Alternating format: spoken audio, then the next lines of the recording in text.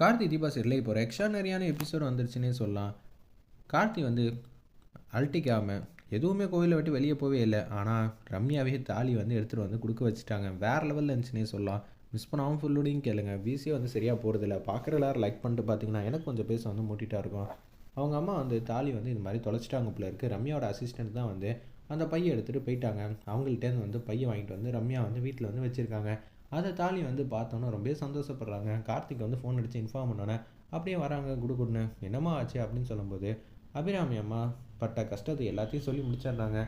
அது தீபா கழுத்தில் ஏற வேண்டியதுப்பா, இப்போ என்ன பண்ண போகிறோன்னு தெரிலங்கிற மாதிரி அந்த இடத்துல யோசிக்கும்போது, இந்த வீட்டில் தீபாவும் நீயும் சந்தோஷமாக சேர்ந்து வாழ்கிறதெல்லாம் நான் வந்து பார்க்கணுன்னு ஆசைப்பட்டேன்ப்பா. கல்யாணமே வந்து நடக்க முடியாமல் போயிடும் போல இருக்கே அப்படின்னு சொல்லி வருத்தப்பட்டு இருக்காங்க அந்த இடத்துல நம்ம அபிராமி அம்மா.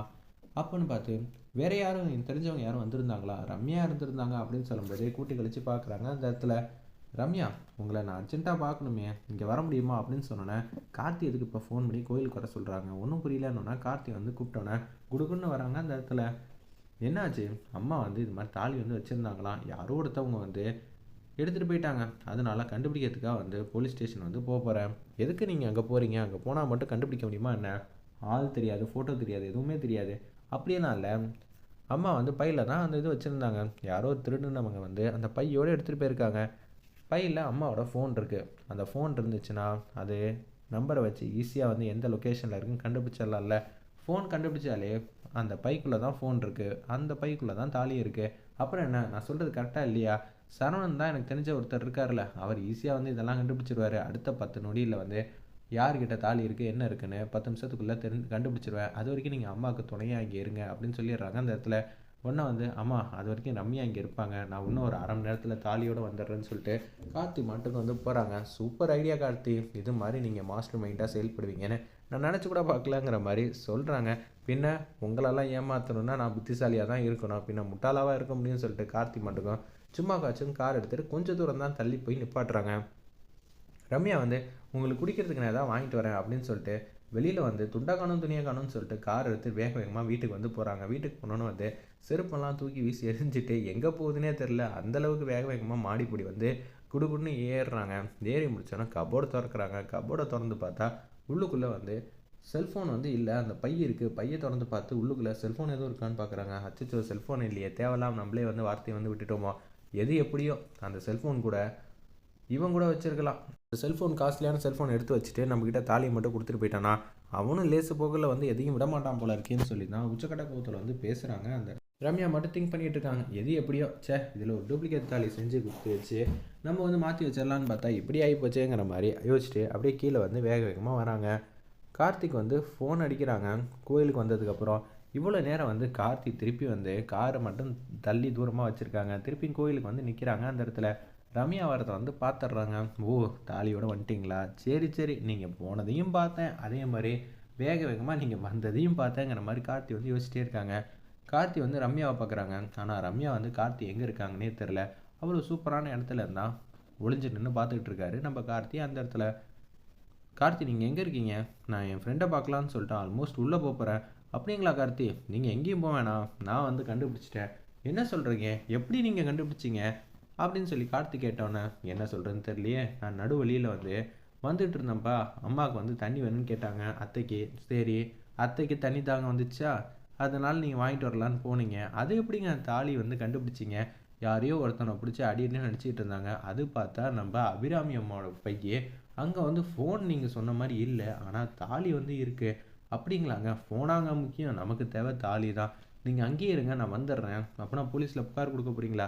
சேச்சா, அதெல்லாம் எதுவும் செய்யலைன்னு சொல்லிட்டு கார் எடுத்துகிட்டு மாதம் வந்து வந்துக்கிட்டு இருக்காங்க. அந்த இடத்துல நம்ம கார்த்தி இவ்வளோ வேலையும் பண்ணிவிட்டு இப்படியெல்லாம் யோசிச்சுட்டு இருக்கீங்களா, உங்களை நான் சும்மா விட மாட்டேன் தான் கார்த்தி வந்து திங்க் பண்ணிகிட்டு இருக்காங்க.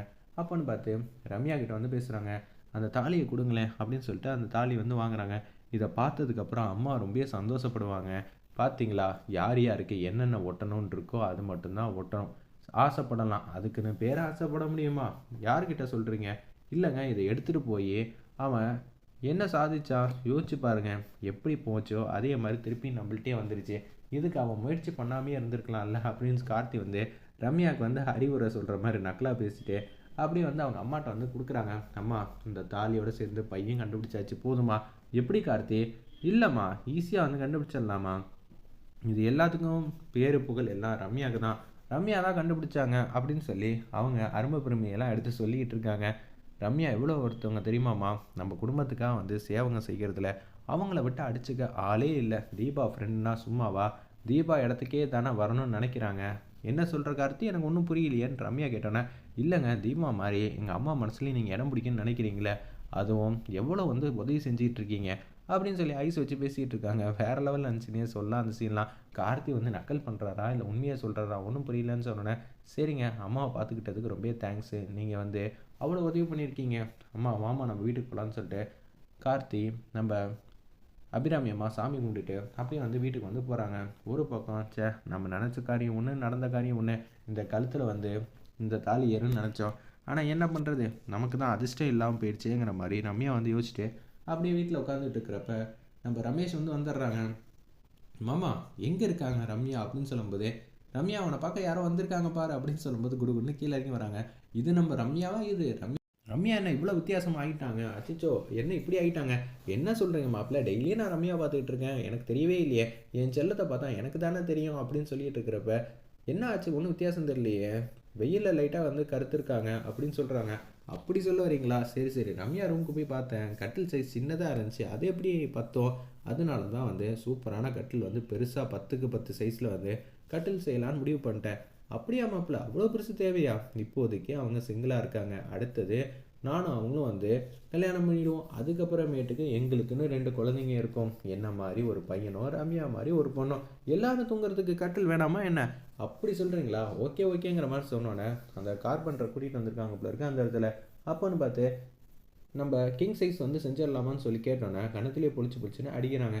என்ன மாப்பிள்ள அவங்க கேட்டாங்கன்னு சொல்லி நீங்கள் அடிக்கிறீங்க? அதாவது நான் என்ன சொன்னேன், 10க்கு 10 சைஸில் வந்து கட்டில் வந்து இருக்கணும் சரிங்களா? அது மாதிரி செய்யுங்க. சார் அவ்வளோ பெரிய கட்டில் எவ்வளோ செலவானாலும் பரவாயில்ல, நான் தான் ஏன் கொடுக்குறேன், உனக்கு என்னையா வந்துச்சு செய்யா அப்படின்னு சொன்னேன். மாப்பிள்ள கரெக்டாக தான் சொல்கிறீங்கிற மாதிரி சந்தோஷமாக நிம்மதியாக வந்து பேசுகிறாங்க.